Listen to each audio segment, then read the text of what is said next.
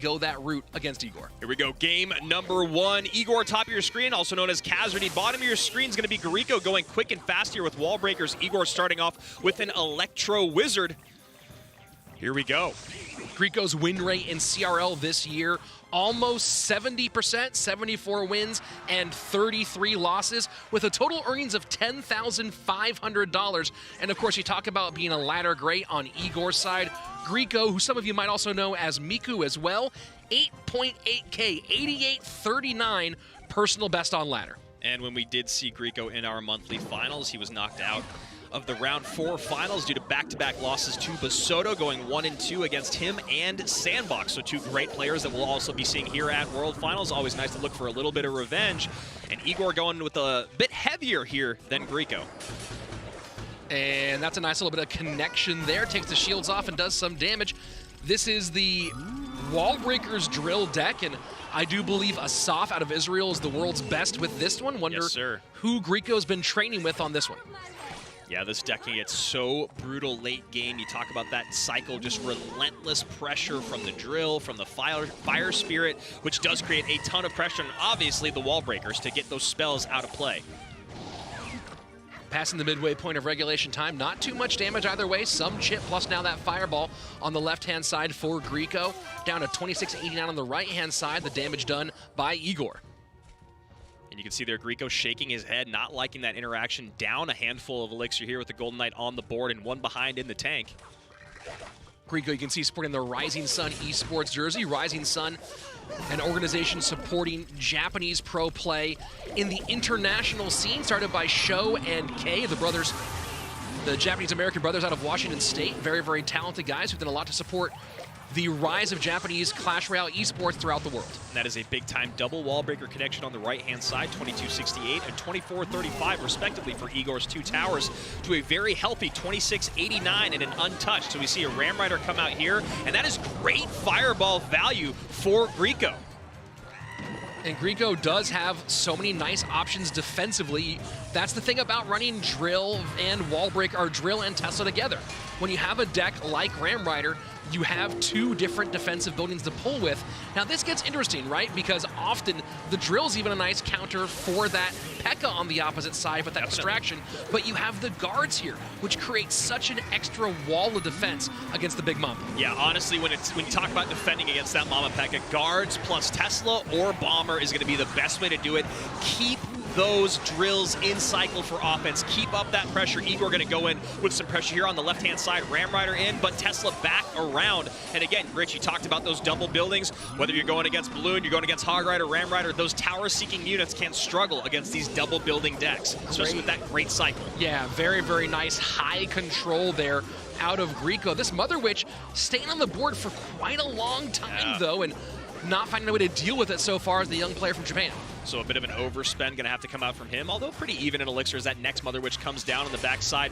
P.E.K.K.A. up front. Now Guriko has to set up a defense. Fire Spirit pressure, left-hand lane, Mother Witch behind that Mama P.E.K.K.A. Fire Spirit does connect, 22.08, the mark over there. We are approaching triple Elixir, and this is where things are about to get absolutely wild. We didn't see Egor a lot in our monthly finals. We did see him in our round 2 where he was able to 2-0 Pandora, 2-1 Samuel Basoto, but lost to Line and Airser for 1-2 in back-to-back sets. And you know, it felt like maybe Egor was kind of indecisive a bit about how he wanted to defend against that drill wall breaker push left-hand side, and you see the result of that. That momentary hesitation, that indecision, leading to 13.99 as a low tower now in the left-hand lane. And here goes Guriko switching lanes again. And those wall breakers will be stopped by a nice high Royal Ghost there out of Egor. And this seems like a moment where Egor can push this P.E.K.K.A. forward, does not. Golden Knight goes right on through. Mama P.E.K.K.A. stays in place, and gonna look like a pretty clean defense once again from Guriko. Yeah, just absolute shutdown play here, and he had answers on multiple fronts, right? He had the ability to control the Royal Ghost, no escapes over there. Mama P.E.K.K.A. really wasn't a huge factor on the defensive side of the board, so then you see the cycles for the offense. can't get it done there either. So this is going to be a nice, clean Game 1 win for Guriko. Yeah, and you see here great value coming out from that Mother Witch. A Golden Knight comes up front, but Rich, too little, too late, as you finally see a decent offense put together by Egor. Now you talk about what Egor are we going to get? Who is the casualty that's going to come out to play? And that was great in game number 1. He did struggle, though. Or against that drill, and on the offensive side, not fast enough to break up those defenses and help him get through. Here we go, game number 2, and already we see Egor going to one of his favorite cards in the game with the Miner, probably number 2 behind Mortar, if I had to guess. Yeah, I think he's played this once or twice. Yeah. And look at that. Wow. Exactly what we were talking about when people, and Tesla comes out, but you love when people play what someone's known for against them. Yeah, I mean, this feels like it's going to be going more the Mortar Graveyard direction from Guriko, and it's Pigs, so one of 2 possibilities. And when we talk about micro, Rich, that's exactly what Egor looks like he's doing here. It looks like he's going to go with Miner, Rocket Cycle, Dark Prince, and Tesla, complete lockdown if he can. We'll see if I'm correct there. I've been wrong before, but it does feel like that. And we're never wrong on this desk, Andrew. That's right. That's right. Don't read those YouTube comments. First minute passing away. And delivery now will take care of business. Nice and easy so far for the Russian. Yeah, this is going to be really, really interesting when you talk about playing through these really quick cycle decks with Egor, especially if he can hold on a lot in single, then those rockets become very, very devastating. We'll see right now if one comes out, and it does on top of that cannon cart. Pretty easy pull of the trigger there for Egor. 2606 is the result. You know, I don't expect to see much rocket this weekend, Andrew, but if there's a short list of players who are going to throw it out, Egor was certainly very high on that one. Absolutely, absolutely. He's a guy that loves decks like this. Him and Lapakati are known for running decks like this. Incredibly fast cycle, a ton of micro to control, and those rockets coming in late game are devastating. Delivery going to do work here to clean up that Archer Queen. Easy business. Archer Queen at first launch was devastating in terms of her power. Of course, a little bit of a balance change was taken care of, and you mix that with players now sort of adapting to understand how to defend against her. And of course, one of those pieces you've seen right there, the Royal Delivery becoming more and more popular. Yeah, absolutely. It's a great, great card. Skeletons also, anything with the shield. All those units are really, really imperative when you talk about distracting that Archer Queen and getting positive trades. So we see a Mortar setup plus Piggies here on the left-hand side. And there's the comfortability to do that for Guriko because he knows the only big spell is Rocket. Mortar on the Dark Prince, though not on tower, so this does work out very well for Egor on defense. Should have delivery easy for this Archer Queen. Goes Dark Prince instead. A little surprising here is getting that Dark Prince uninvolved in the Royal Hogs conversation at this stage. When you talk about the nice clean defense there from Egor, those skeletons came out. There's the rocket on top. He does hit 2 pigs though, which means he was looking and waiting for it. Guriko with a bit of a shake of the head there. And even though Egor does take a good amount of damage there, Rich, that is a beautiful blow to Guriko's confidence in setting up the Mortar plus Royal Hogs push. That to me shows that Egor might be the tiniest bit nervous, because if Egor is playing this same matchup normal, on ladder, whatever it is, he predicts that. He gets that out just a half second early, and those pigs are all gone. This to me says Egor is just a tad bit hesitant, just like we saw in game number 1. And this is a beautiful push orchestrated here by Guriko. Mortar is on tower on the left-hand side. He is going to defend it there with the Knight. And this is not what you want in this game, although Egor does get on tower there with that Miner. 1927 to 2026 at the moment, but 2 more Mortar shots will come in. And just like that, the lead for Guriko with 75 seconds left. Of course, it is Rocket Log Cycle. And he does get that rocket on top of that cannon card. A bit of a surprise there. He is maybe trying to bait it out, but it doesn't make a lot of sense to bait it out in that moment. Although Dark Prince is out of cycle, he does have delivery plus log. Has to control both the Archer Queen and the Mortar here. Dark Prince will do a double duty for a moment, but goes down very quickly, and still trying to keep that Mortar off tower. AQ does connect on the right-hand side, though.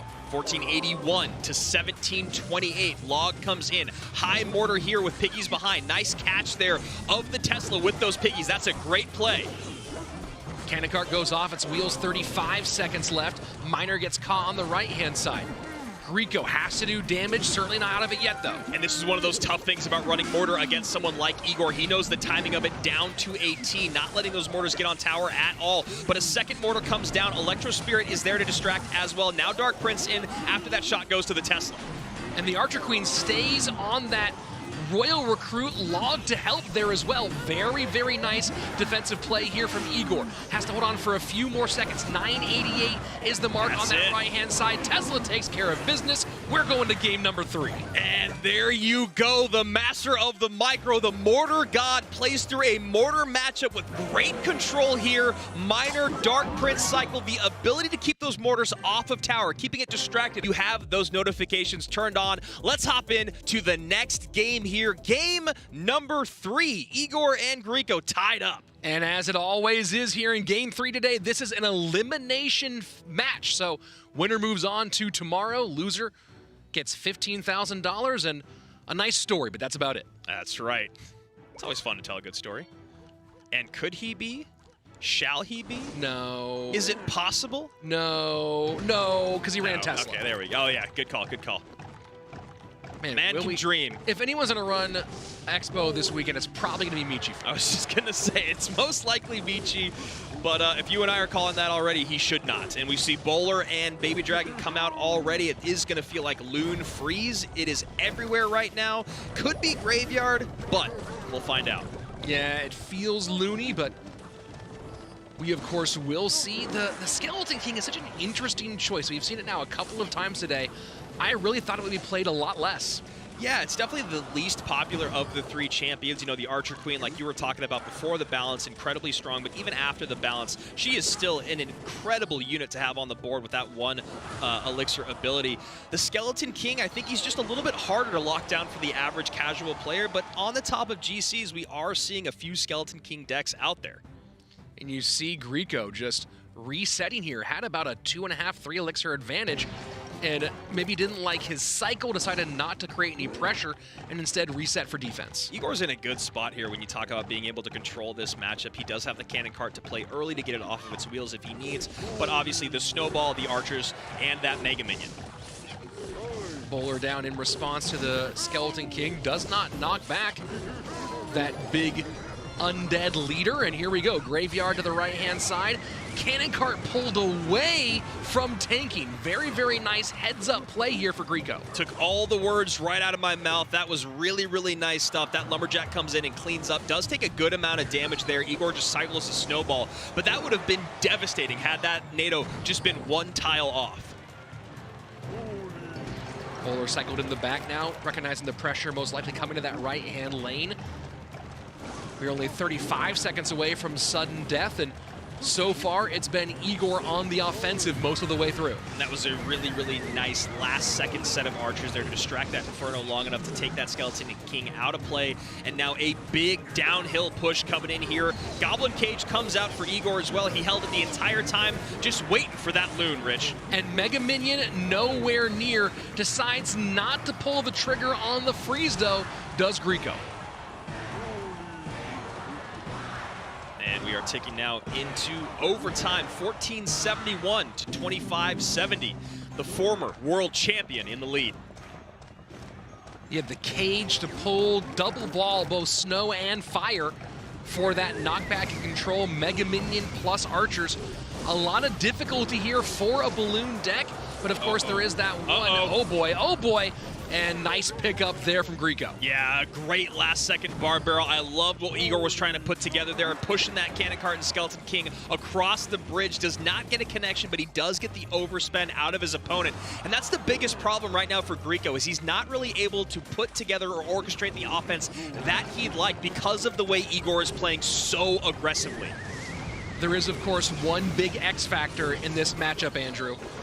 That's a big-time freeze, and of course, as we get into triple elixir, that gets more and more frightening. Absolutely, and we're about to tick down to that. 1 minute and 7 seconds remain, but 5 seconds till we get into triple. This is going to be interesting. Will we see the big-time push come down? It feels like Guriko's setting it up, and Egor is not opting to put anything down in the opposite lane. There we go. There's the lane switch. I was wondering if I was gonna, as soon as you stopped, I was gonna say maybe he lane switches soon here, and there you go. But Snowball, Cage, Fireball, Archers, Mega Minion, good luck. You know, honestly, I would have liked to see the lane switch out of Egor and not out of Guriko in that instance. He was setting up a bowler, he was setting up a baby dragon. Egor was going to be able to easily defend that in the opposite lane, and now he's back to playing in Igor's court. Here, as that balloon is working towards that Cage, Snowball, and Fireball in cycle. At some point, you have to try the freeze, but look at the nice high placement there on the Mega Minion. Yep. Just no way for it to go through. Egor knows exactly what he's running into, and that's one of the most difficult things with this deck. These Loon Freeze decks are great a little bit lower on ladder, but when you talk about this level of skill and this matchup, it is nothing but trouble. Our former 2019 world champion moves on. Hey, Rich, there's the freeze. Two defending world champions, former world champions, both of them going on to our double elimination Saturday. What a great performance. You know, we saw it was not without struggles. No. It was not without